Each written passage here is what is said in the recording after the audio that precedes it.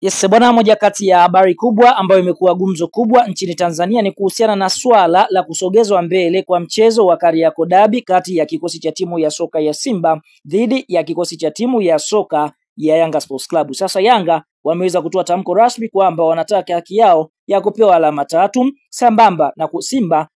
kupewa hasi magoli 3, yani Yanga kupewa mabao 3, bila kusahau kwa upande mwingine wanataka walipwe na fidia ya milioni 56 kwa maandalizi ambayo walitumia kuandaa mchezo wa Yanga Sports Club, kwa sababu wao ndio waliokuwa wenyeji. Sasa kwa mujibu wa taarifa ni kwamba kama ikishindikana, Yanga wataipeleka kesi kule mahakama usuluhishi ya kimichezo ya FIFA ambayo inafahamika kwa jina la CAS. Kwa hiyo CAS kama wakifikiwa na hii taarifa, basi moja kwa moja watakwenda kufanya uchunguzi kuanzia shirikisho linalosimamia mpira wa miguu nchini Tanzania TFF kuona ni kwa nini mchezo huu ulishindikana, bila kusahau kwa upande mwingine watakuja kutoa majibu. Kwa hiyo kwa sasa ni 50-50 mechi hii kuchezwa na kutokuchezwa kwa sababu ya kile ambacho Yanga wamekisema.